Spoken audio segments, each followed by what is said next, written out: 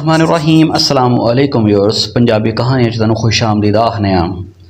Viewers अज दी story इस तरह है कि कोई पिंड शदीद कहत दा शिकार सी। लोगों का माल मवैशी बहुत कमज़ोर और लागर हो चुकिया सी या मर चुकिया सी। इस दौरान एक जुमे की वाज के दौरान पिंड के मौलवी साहब तकरीर फरमाते ने ईमान और यकीन के मौजू ते और यह फरमाते ने कि अगर इंसान अपने दिल के यकीन नाल अल्लाह ताला दा नाम बिस्मिल्लाहिर्रहमानिर्रहीम पढ़ के कोई भी अमल ऐसा करना चाहे जिहड़ा आम लोगों की नज़र च मुश्किल होए, अल्लाह ताला उहदे लई वो काम वो अमल आसान फरमा देंदे ने। अल्लाह ताला सोना ते कुदरत वाला है, और नामुमकिन नूं मुमकिन बना छड़दा है। भी उस वाज ख़त्म होंदी है, खुतबा हुंदा है, नमाज हुंदी है, लोग जुमा पढ़ के मुंतशिर हुंदे ने। इस मजमे च एक शख्स जिहड़ा बकरियां चराण वाला सी, चरवाहा सी, उहदा नाम अल्लाह वसाया सी।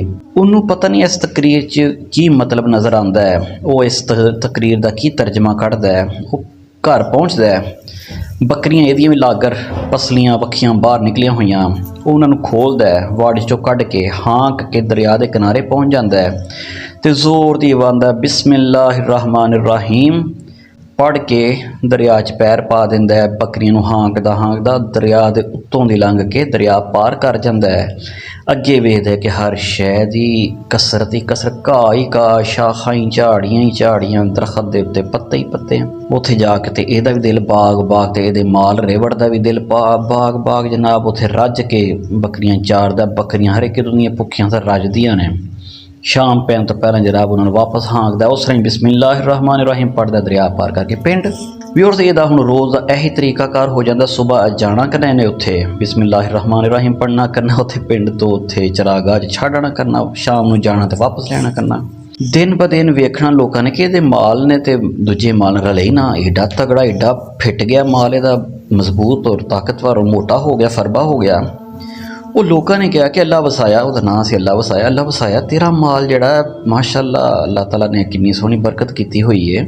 साडा माल वखियां कट के पसलियां कट के मरन वाला होया, अद्धा मर गया, तेरे को किहड़ी गिद्दड़ सिंगी आ गई है। उन्हें कहा जी गिद्दड़ सिंगी कदी, मासूम ते बंदा सी बेचारा। उन्हें कहा जी तुहानूं नहीं पता, मौलवी साहब ने तरीकाकार दस्सिया, तुसीं भी अमल कर लो। उन्हें कहा केड़ा? उन्हें कहा यह तरीकाकार मैं तो इंज ही करना पिया। वो आंदे ने हरे अल्लाह वसाए नूं कि दिमाग नूं कुछ हो गया है, किस ने गल्लां करदा वाला, कोई दरिया भी पार करदा बंदा या बकरियां। पर आ पै जांदी, मौल साहब बुला लैंदे ने। मौल साहब ने कि तुसीं एडे नेक लोग हो, तुसीं अल्लाह वसाए नूं तरीका दस्सिया, सानूं भी दस छड्डदे, तुहाडे सामने माल मारन डिया। उन्हें कहा जी केड़ा तरीका? उन्हें कहा जी यह गल बुलाओ अल्लाह वसाए नूं। अल्लाह वसाया आ जांदा ते अल्लाह वसाया आंदा कि मौलवी साहब तुसीं ते मेरा रैफरेंस हो, तुसीं ते मेरा हवाला हो, तुहाडे कोलों तो मैं लफज सीखे ने ते मैं अमल करके ते अल्लाह ताला ने मेरे माल भी बचा लिया ते मैनूं भी बचाई रखिया है। वो आंदा वो दरवेश है, वो अल्लाह दे बंदे, इहो जिहियां गल्लां तुसीं हर जुमे च करने आ। लोगों का ईमान वधाउण लई तूं उहदे ते अमल दरामद ही कर लिया, तूं उहनूं इंप्लीमेंट ही कर लिया।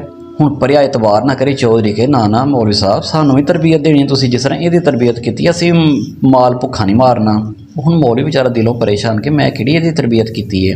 अखीर जनाब मजमा चुकदा है कारी साहब नूं, धक्के नाल उन्होंने लैके जाते हैं। मुंडे उन्होंने मोढे चुक लेंदे ने, नारे लाते हैं कि अल्लाह ताला बड़ा नेक बंदा साढ़े पिंड कल छड़ा, हुण साडा माल बच जाएगा। मौलवी साहब अंदरों डरे हुए सन। उन्होंने कहा कि गल सुनो, फिर इस तरह ना करो, तुहाडी मेहरबानी है, मैं तो बस कह दिता सी, वो बच्चे का अपना अमल है। वो एक रस्सा मंगाते हैं, अपनी लक बांधते हैं, सामने दरख्त में बांधते हैं, तो आखदे हुण मैं कोशिश करना तुहाडे, तुसीं आंदे तुहाडे सामने, चलो मैं ट्राई कर लैना। वो जनाब बिस्मिल्लाहिर्रहमानिर्रहीम पढ़ के दरिया च पैर पाते हैं, जनाब वो थल्ले दे थल्ले गर्ग होने लगते हैं, लोग वापस खिंच लेंदे हैं।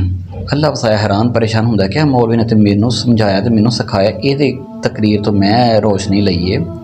बाहर वालों बड़ा सोचदा अपना ज़ाहिर माल डंगर छड्डन जाना ही दरिया पार।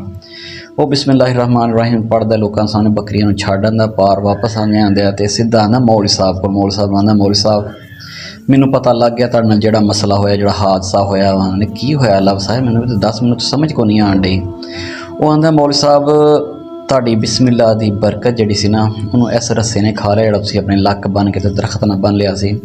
तुसीं मैनू समझाया सी कि अल्लाह ताला दी कुदरत और अल्लाह ताला दे कलाम दे अगे कोई शै भी नामुमकिन नहीं, पर तुसीं खुद उस यकीन तो खालिस हो। तुहाडे यकीन नूं, तुहाडे बिस्मिल्ला दी बरकत नूं ए रस्सा खा गया है। व्यूअर्स ईमान और यकीन ते दिल दी कैफियत दा नाम है, और सानू अपनी नमाज़ां, साडे रोज़े, साडे कुरान, साडे हज, साड़ियां ज़कातां ਬੇਸ਼ੱਕ ਫਰਜ਼ ਨੇ, ਪਰ ਪਹਿਲਾਂ ਸਾਨੂੰ ਵੀ ਕੋ ਸੋਚਣਾ ਚਾਹੀਦਾ ਕਿ ਸਾਡੇ ਵੀ ਇਹ ਫਰਾਇਜ਼ ਜਿਹੜੇ ਨੇ ਜਾਂ ਸਾਡੀ ਜਿਹੜੀ ਬਿਸਮਿਲ੍ਲਾ ਹੈ ਉਹਦੀ ਬਰਕਤ ਨੂੰ ਕੁਛ ਮਾਲੂਮ ਜਾਂ ਗੈਰ ਮਾਲੂਮ ਰਸੇ ਉਹਨਾਂ ਦੀ ਬਰਕਤ ਨੂੰ ਜ਼ਾਇਤ ਨਹੀਂ ਕਰ ਰਹੇ। ਅੱਲਾਹ ਤਾਲਾ ਯਕੀਨ ਦੀ ਦੌਲਤ ਨਾਲ ਸਾਨੂੰ ਵੀ ਸਰਫਰਾਜ਼ ਕਰੇ, ਤੁਹਾਨੂੰ ਵੀ ਸਰਫਰਾਜ਼ ਕਰੇ। ਉਮੀਦ ਕਰਨੇ ਆ ਤੁਹਾਨੂੰ ਅੱਜ ਦੀ ਸਟੋਰੀ ਅੱਛੀ ਲੱਗੀ ਹੋਵੇਗੀ। ਅਗਰ ਤੁਹਾਨੂੰ ਸਟੋਰੀਆਂ ਅੱਛੀਆਂ ਲੱਗਦੀਆਂ ਤਾਂ ਸਾਡੇ ਚੈਨਲ ਸਬਸਕ੍ਰਾਈਬ ਜ਼ਰੂਰ ਕਰਿਓ। ਪੰਜਾਬੀ ਕਹਾਣੀ ਨੂੰ ਇਜਾਜ਼ਤ ਦਿਓ ਜਨਾਬ ਵਾਲੀ। ਅੱਲਾ ਹਾਫਿਜ਼।